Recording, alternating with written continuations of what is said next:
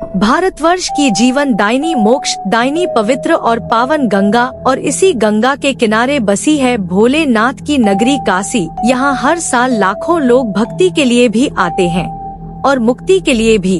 84 घाटों वाली इसी गंगा के किनारे एक घाट है नंदेश्वर।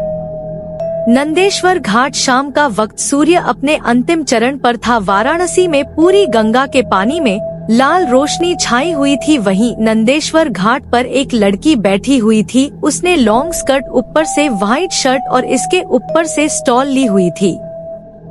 वो लड़की अपना सिर घुटनों में छुपाए हुए थी। आज मौसम बहुत खराब था। वहीं गंगा की आरती भी चल रही थी। आरती खत्म होते ही तूफान आने लगता है। जैसे कि काशी इसीलिए भी काफी प्रसिद्ध है क्योंकि वहाँ आंधी आए या तूफान, उनकी आरती और पूजा कभी महादेव रुकने नहीं देते। आज भी कुछ ऐसा ही था। आरती खत्म होते ही एक पंडित की नजर उस लड़की पर जाती है। बहुत तेज हवाएं चल रही थी। ऐसा लग रहा था महादेव बहुत गुस्से में हैं। तभी वो पंडित जी आते हैं और अपने चेहरे पर हाथ रखते हुए पूछते हैं, काशी बिटिया अंदर चलो, यहाँ क्या कर रही हो? देखो मौसम बहुत खराब हो गया है। अगर तुम्हारे पापा ने तुम्हें यहाँ देख लिया तो बवाल हो जाएगा बेटा। वहीं उनकी बात सुनकर वो लड़की अपना सिर घुटनों में से निकालती है तो हमें दिखाया जाता एक बेहद खूबसूरत सा चेहरा, जिस पर पतली मगर बड़ी बड़ी काली आंखें और उस पर पतली सी नाक और उस पर उसके पतले से होंठ, उसकी गोरी सुराही सी गर्दन। कुल मिलाकर वो बहुत खूबसूरत थी। लेकिन अभी उसकी आंखें बेहद लाल थी और उसके चेहरे पर कोई इमोशन नहीं था। चलिए तो मैं आपको इनका इंट्रो करा दूं। ये है हमारे कहानी की हीरोइन कशिश राठौर। इनकी हाइट 5.6 इंच है और खूबसूरती तो मैंने आपको पहले ही बता दिया है कि ये एक बार में किसी को भी अपना दीवाना बना सकती हैं। वहीं इनकी उम्र अभी 20 साल होगी। इन्हें काशी यानी कि वाराणसी की रॉयल क्वीन कहा जाता है। अब वो क्यों, ये आपको आगे कहानी में पता चलेगा।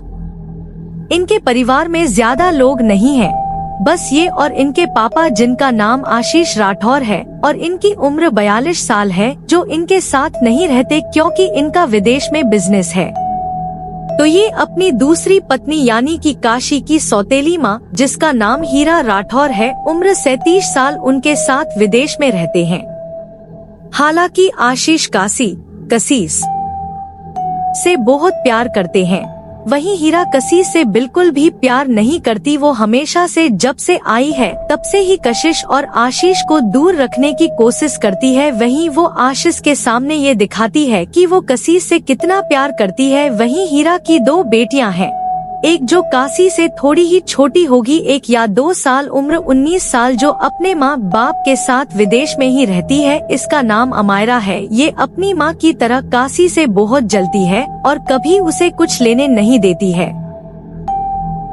वहीं हीरा की दूसरी बेटी जो अमायरा से 2 साल छोटी है, उम्र 17 साल और इसका नाम रकुल राठौर है। ये काशी को ज्यादा मानती है, जबकि इसकी अपनी माँ और बहन से ज्यादा नहीं बनती। हालांकि ये भी उनके साथ विदेश में ही रहती है। हीरा अपनी दोनों बेटियों को बहुत प्यार करती है। वहीं काशी की माँ की मौत उसके पैदा होने पर ही हो गई थी, इसीलिए जब से उसके पापा उसे छोड़कर अपने दूसरे परिवार के साथ रहने लगे थे, तब से काशी अपने दादा दादी के साथ वाराणसी में ही रहती थी, जहाँ उसके चाचा चाची भी थे, जो काशी को बिल्कुल अपने बच्चे की तरह रखते थे।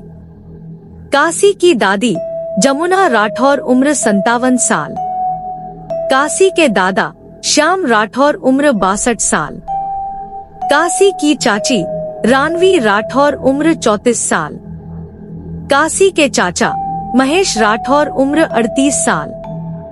कहानी में आगे चलते हैं। वो खड़ी हुई तो पंडित जी को लगा शायद वो अब आ जाएगी, इसीलिए वो वहाँ से जाने लगे। वहीं काशी अपने में ही कहीं खोई हुई थी और वो सीढ़ियों से उतरकर गंगा जी की तरफ जाने लगी। फ्लैशबैक। हमें एक बहुत ही सुंदर सा गार्डन दिखाया जाता है, जिसके आसपास बस जंगल ही जंगल था। वहीं उस गार्डन में कई सारी गार्ड्स अपनी गन लेकर खड़े थे। तभी वहाँ एक लैम्बोर्गिनी आकर रुकती है और उसमें से हमारी रॉयल क्वीन निकलती है। उसे अगर इस वक्त कोई देख लेता तो पागल ही हो जाता। ब्लैक आउटफिट में वो किलर लग रही थी। वो सीधा चलकर गार्डन में जाती है। वहीं वो एक जगह रुकते हुए अपनी गन निकालकर अपने एक गार्ड को दे देती है। कुछ दूर चलने पर वो अपनी जैकेट निकालकर एक गार्ड को दे देती है और गार्डन में पहुंचते ही वो चिल्लाती है, राणे। उसके इतना चिल्लाते ही एक काला कलर का घोड़ा दौड़ते हुए उसके पास आता है। ऐसा लग रहा था वो उसके ऊपर कूद ही जाएगा। वहीं ये देख काशी, जिसके चेहरे पर कोई इमोशन नहीं था, उसके चेहरे पर एक स्माइल आ जाती है और वो उस घोड़े को सहलाती है और थोड़ी देर तक उससे खेलती है। फिर वो उस घोड़े पर चढ़ जाती है और फिर थोड़ा सा सहलाने के बाद होता है असली खेल शुरू। अब काशी ऐसे हॉर्स राइडिंग कर रही थी जैसे कोई प्रोफेशनल करता हो। वहीं वो घोड़ा, जिसका नाम राणा था, वो भी कशिश की सारी बातें मान रहा था। दोनों की हार्टबीट हॉर्स राइडिंग के टाइम एक थी। तभी वो घोड़े की लगाम को अपने हाथ में लेती है, जिससे राणा अपने आगे के 2 पैर हवा में उठा लेता है। ये मंजर ऐसा था जो दूर से देखने में तो बहुत खूबसूरत लगता था, लेकिन अगर कोई ये करे तो वो डर से मर जाए। लेकिन काशी के चेहरे पर अभी भी कोई इमोशन नहीं था। वहीं वो उस घोड़े से उतरते हुए बोलती है, आज के लिए बस इतना ही मेरे शेर। वहीं राणा भी उसको चाटने लग जाता है। वहीं वहाँ इतने सारे आदमी थे लेकिन किसी को भी उसे देखने की हिम्मत नहीं थी। तभी एक गार्ड वहाँ एक फाइल लेकर आया और उसने वो फाइल कशिश के आगे कर दिया। कशिश ने उसके हाथों से फाइल लिया और उसे खोलकर देखने लगी, जिसमें कुछ पेपर्स थे। ये देखते ही उसकी दोनों आईब्रो आपस में जुड़ जाती हैं। जैसे जैसे वो पेपर को रीड कर रही थी वैसे वैसे उसके चेहरे पर गुस्से के भाव दिखाई दे रहे थे। ऐसे ही पूरा पढ़ते पढ़ते अब उसकी आंखें पूरी तरह से लाल हो गई थी और उसी पकड़ उन पेपरों पर कस जाती है और वो उसे फाइल से निकालते हुए अपनी मुट्ठी में मोड़ते हुए बोलती है, ये आपने ठीक नहीं किया महादेव। इतना बोलकर वो सीधे अपनी कार की तरफ चली जाती है। वहीं राणा का चेहरा उसके जाते ही उतर जाता है। वो जब तक उसकी आंखों से ओझल नहीं होती है वो तब तक देखता है। जब वो उसकी आंखों से ओझल हो जाती है फिर वो भी अपने मायूस चेहरे के साथ वहाँ से अपने अस्तबल की तरफ चला जाता है।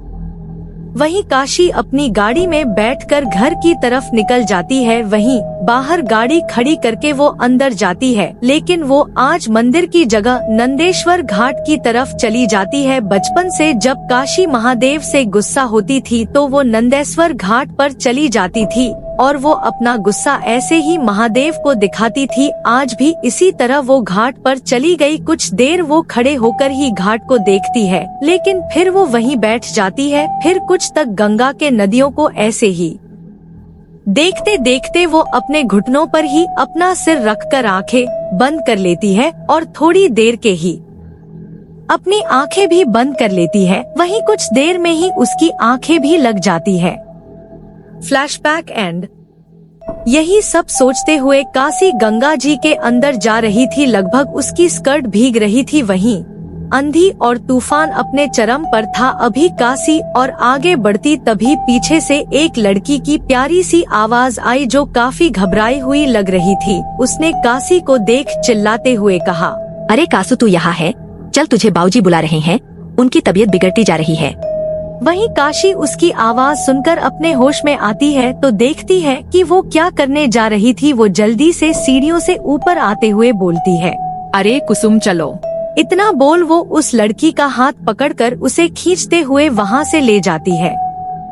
वहीं एक अंधेरे कमरे में एक आदमी एक किंग साइज सोफे पर बैठा हुआ था। उसकी उम्र लगभग 26-27 साल होगी। उस कमरे में बहुत अंधेरा था। वहीं उस आदमी के हाथ में एक शराब की ग्लास थी। उस अंधेरे में उस आदमी की नसीली आंखें चमक रही थी।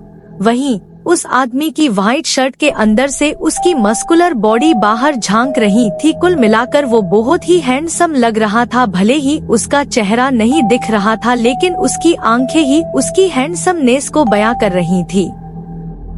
वो आदमी अभी सोफे पर बैठ कुछ सोच ही रहा था, तभी उसके रूम का गेट नॉक होता है। जब वो गेट की तरफ देखता है तो गेट अपने आप ही खुल जाता है, जिससे उसी की उम्र का एक लड़का अंदर आता है और वो उस आदमी के सामने आते हुए अपना सिर झुकाकर उसे रिस्पेक्ट देते हुए बोलता है, बॉस आपने जैसा कहा था हमने वैसा कर दिया है, और जैसा कि आपको आज ही वाराणसी के लिए निकलना है।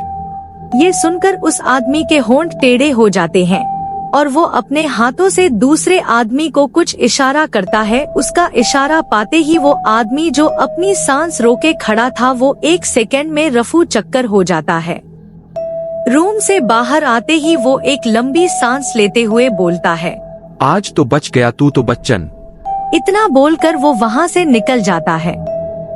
दूसरी तरफ काशी और कुसुम थोड़ी देर में ही एक बड़े से विला के सामने पहुँचते हैं।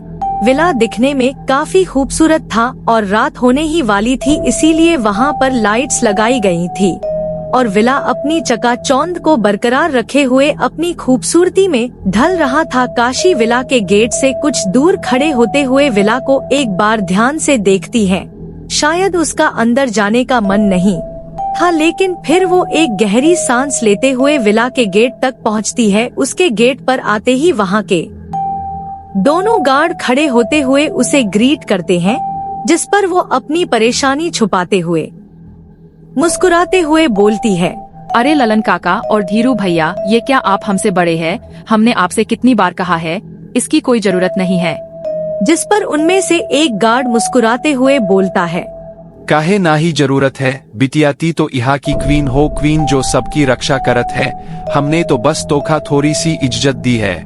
अब ये देख काशी मुस्कुराते हुए बोलती है, क्या ही बोलूं, आप लोगों के आगे तो हमें हार मानना ही पड़ता है। इतना बोल वो वहाँ से अंदर की तरफ चली जाती है। गेट से विला तक पहुँचने में लगभग 10 मिनट का वक्त लगता था। जैसे ही काशी कुसुम के साथ हॉल में पहुँचती है, उसकी नजर अपने दादा पर जाती है जो बैठे हुए शाम की चाय पी रहे थे। उन्हें देखते हुए वो जल्दी से उनके पास जाते हुए बोलती है, दादू कैसे हो आप? क्या हुआ था आपको बताओ मुझे। उसकी बात सुन श्याम जी मुस्कुराते हुए बोलते हैं, कछु ना ही बिटिया, बस सांस लेने में थोड़ी दिक्कत हुई थी, लेकिन अब मैं ठीक हूँ, तुम आ गए हो ना। ये सुन काशी परेशान होते हुए बोलती है, क्या आपने डॉक्टर को दिखाया कि क्या दिक्कत है? डॉक्टर ने क्या बताया? अभी श्याम जी कुछ बोलने ही वाले थे, तभी वहाँ एक आदमी की आवाज आती है जो फोन पर बात करते हुए हॉल की तरफ ही आ रहा था। खन्ना, तुमने मुझे इतनी इम्पोर्टेंट चीज कैसे नहीं बताई? तुम्हें पता भी है, अगर मैंने सब कुछ रेडी नहीं किया तो ये प्रोजेक्ट मेरे हाथ से चला जाएगा। ये कोई और नहीं आशीष राठौर थे जो फोन पर बात कर रहे थे। तभी हॉल में आते हुए उनकी नजर कुसुम पर जाती है जो खड़ी खड़ी काशी और श्याम जी को देख रही थी। आशीष जी अपना फोन रखते हुए रूड टोन में कुसुम से बोलते हैं, तुम्हारा काम खत्म हो गया है क्या जो तुम यहाँ खड़ी हो? वहीं कुसुम ये सुन काफी डर जाती है। कुसुम जो यहाँ खाना बनाने का काम करती थी, लेकिन वो एक तरीके से काशी की अच्छी दोस्त भी थी। वहीं जब काशी उनकी बात सुनती है तो वो खड़े होते हुए बिना आशीष की तरफ देखे ही बोलती है, लगता है कोई विदेश में रहकर अपनी प्रथा भूल गया है कि किसी से कैसे बात की जाती है।